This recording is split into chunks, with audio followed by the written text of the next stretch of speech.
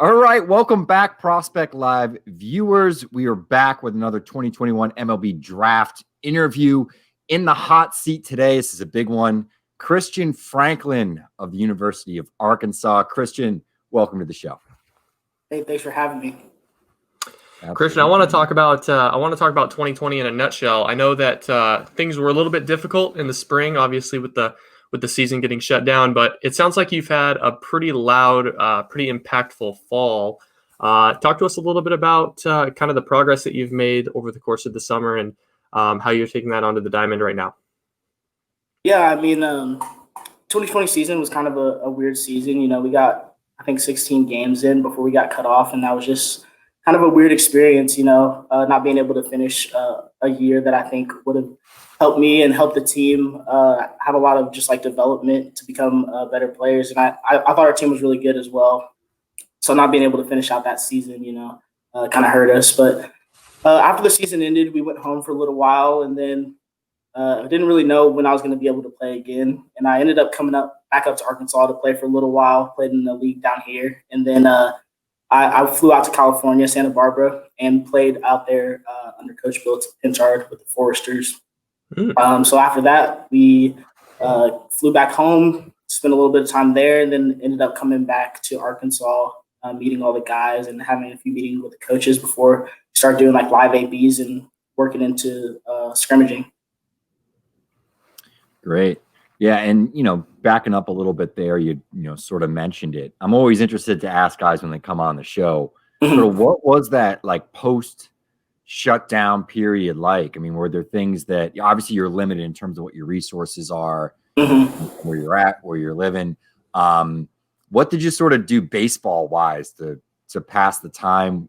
Was it a higher focus on like a particular type of workout? Were you able to still get some at-bats in? Talk to us a little bit about that. Yeah, I mean, when everything first got shut down, there wasn't really many places that you could go. And, I mean, me and a couple friends back home tried to get on some fields and do some batting practice. But, I mean, a lot of the times they were just kicking people off because, they wanted you to stay out and away from people as much as possible. So whenever I could, I tried to just kind of like take some swings in the basement. I lifted at home just to kind of like stay away from everybody as well, just kind of still get some work in. And then when things started opening up a little bit more, I started hitting up at a facility with my teammate, Robert Moore. He's also from Kansas City. So we did some hitting up at Building Champions. And I just continued to lift at home until we came back to school. Let's talk about the jump from your freshman year to your sophomore year. Obviously, you made huge strides. 274 as a freshman. I know you struggled a little bit with the strikeouts, but up to 381 and a 619 slugging percentage, almost a 500 on base percentage in 16 games. Talk to us a little bit about how you made that jump from your freshman to sophomore year, or was it just a comfort thing, or why did you pop onto such a big stage in 2020? Yeah, I mean, I think it was a little bit of comfort and also just a little bit of working on my swing and making my swing like more efficient. So that when I do make those decisions to swing, I'm making contact more often and hitting the ball hard. So I think going and playing in Santa Barbara after my freshman year helped me a lot. I got to face like a lot of good pitching down there and work on my swing. And one of the big things that I wanted to work on going into that summer was my plate discipline. So I worked really hard on making sure I wasn't swinging at pitches outside of my zone and really just honing in like my approach. So going into the 2020 season, you can see that I worked really hard and it just ended up paying off. In terms of, I guess tech is always something I'm interested to hear a little bit about. So, what sort of stuff have you guys been working with? I know Arkansas is fairly progressive. Is it stuff that you were familiar with before you had gotten on campus, or is it sort of like a new world of information as you were sort of introduced to this stuff? I mean, it's not like a ton of new stuff this year. I think last year was more kind of just the initial phase of using like the technology. This year we're using it more, and they're giving us like a greater understanding of like the numbers that we get. So one of the things we like to use is the blast motion sensors, and we don't use them during the season, but during like the fall, we have them on our bats, and they give us like the numbers after each weekend of scrimmaging, and we use like the TrackMan so we can look at like pitch locations and stuff like that, like hard hit, like percentage, just a bunch of information like that. I mean, it's good to see, but I'm not like a huge like technology guy, but it's good to have that information to learn from after the fact, I guess. Yeah, I mean, you sell yourself a little bit short. Your blast motion data is pretty insane. Definitely some impressive figures there. But I kind of want to shift to the outfield because you played left field for a lot of your freshman year. You make the move playing center field the sophomore year 2020, and I think it's a part of your game that is a little bit underrated or undersold by a lot of people because from what I've seen, you're a bit of a highlight reel out there. What do you see yourself at the next level? Are you a center fielder? Do you prefer being in a corner? Kind of, where's your comfort zone? Oh, I'm definitely way more comfortable in center field. But I think like playing left field my freshman year, I think it was good to show people that I can make that move and play anywhere in the outfield. I mean, it really doesn't matter to me wherever you put me, I'll be able to play. But I'm most comfortable in center field. I played that my whole life growing up. So actually, the move to left field was more foreign to me than the move back to center field. I felt super comfortable getting back out there, and I love patrolling that outfield and kind of controlling the outfield and center field. So. Sort of building off that a little bit, in terms of comfort when you're sort of out there. What were some of the adjustments you felt you had to make in a corner versus center field? Yeah. So I think one of the main differences about playing left field versus center field was you have to deal with a lot more spin from when people hit the ball. So like for lefties, the ball would mainly be like slicing towards the corner. If it's like hit to my left in left field, it would probably come back towards me. So just knowing and getting reps in batting practice to know how the ball's going to fly, and being able to like adjust to that and take like better routes to the ball. But I mean, in center field, the ball's hit more straight. I mean, I would think that majority of the balls hit the center field are more like squared up. So I mean, I know there's more ground to cover, but I think it's honestly easier routes in center field, and I'm able to just kind of get a good jump and use my speed to get to those spots. So let's talk some SEC baseball.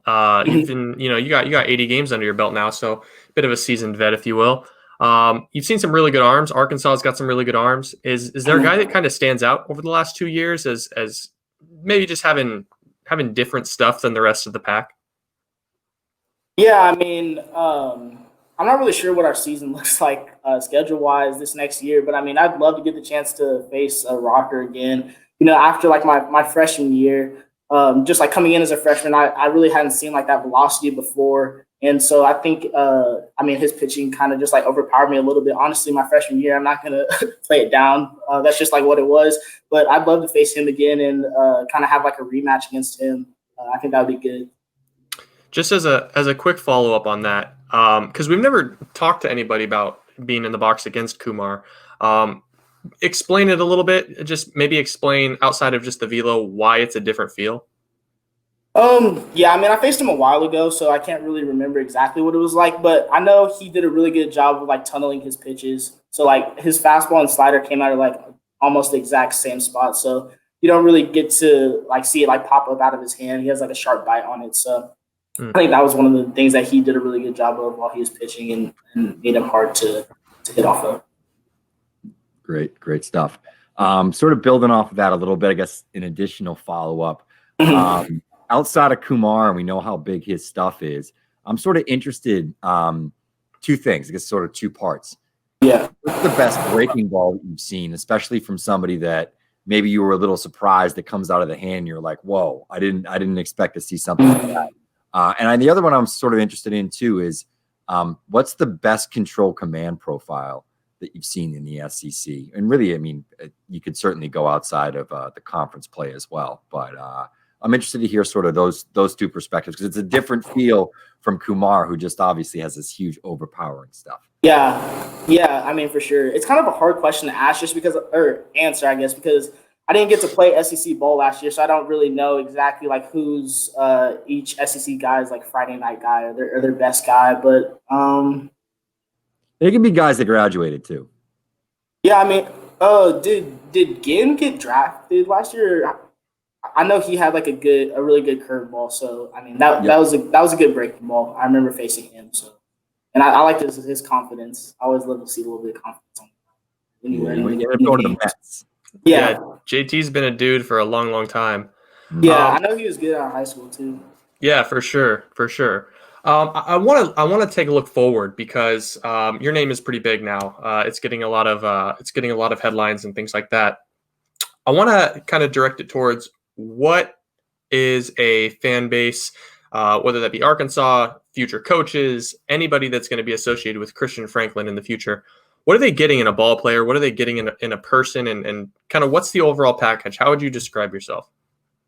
Yeah, I mean, I like to think of myself as like an all-around player. So, I mean, anywhere I go, I'm going to be able to help the team in a bunch of different ways. I'm not just like a one-dimensional player. And I think the thing that's going to surprise a lot of people is I can not just like hit the ball to full side, which I've been working on, but driving the ball to the opposite field, which like not a lot of people can do like early in their career, I guess. So I think those would be two like the big things that people are going to get from me. And I'm also just going to be like a good teammate. I'm not like a selfish guy by any means, so I'll do anything that I need to help the team. And I'm an easy guy to get along with, I guess.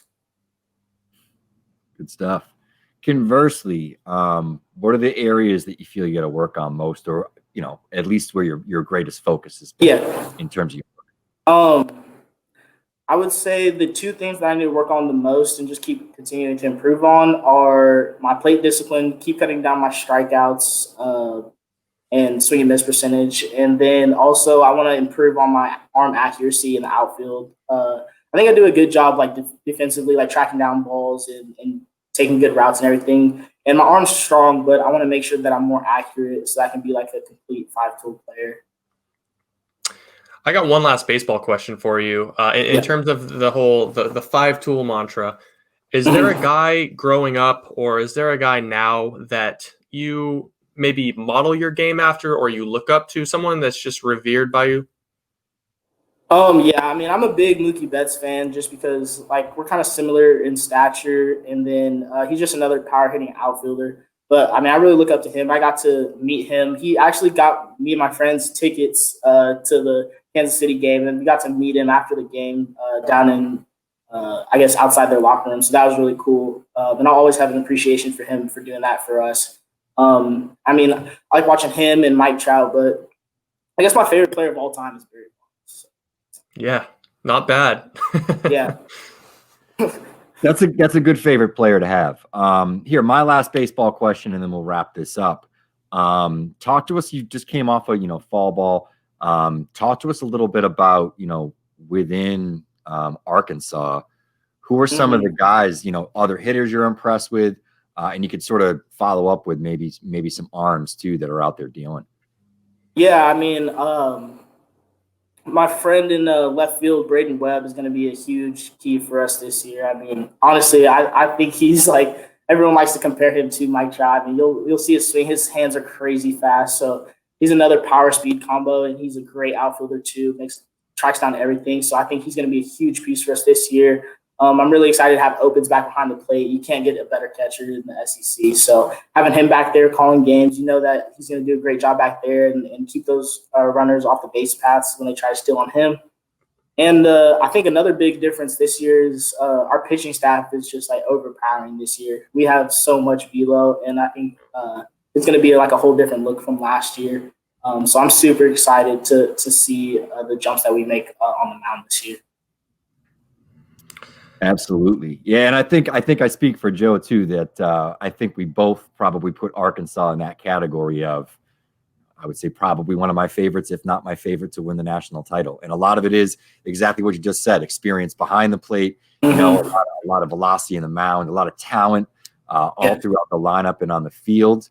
Joe, do you have any other questions before we wrap this up?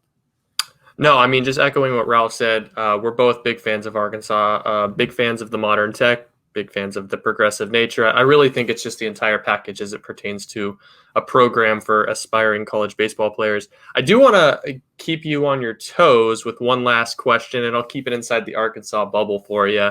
Out of everybody on the team, you've hung out with them quite a bit now. Who's got the worst sense of style? The worst sense of style.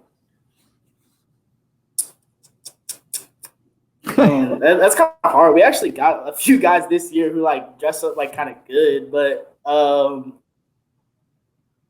man, worst sense of style. Or I'll give you this. I'll give you this as kind of a segue. Who's the worst cook? I wouldn't let any of those guys cook for me. I don't know what they're making at home. But yeah, I would say worst sense of style is a new guy, Brady Slavens. I don't think he really knows how to dress. He's a transfer from Johnson County Community College. Hit a ton of home runs. I think he transferred out of Wichita State before that, but that's my boy, though. He's also from Kansas City. We're going to get a lot of good work in, me, him, and Robert when we go back home, so I'm excited for that.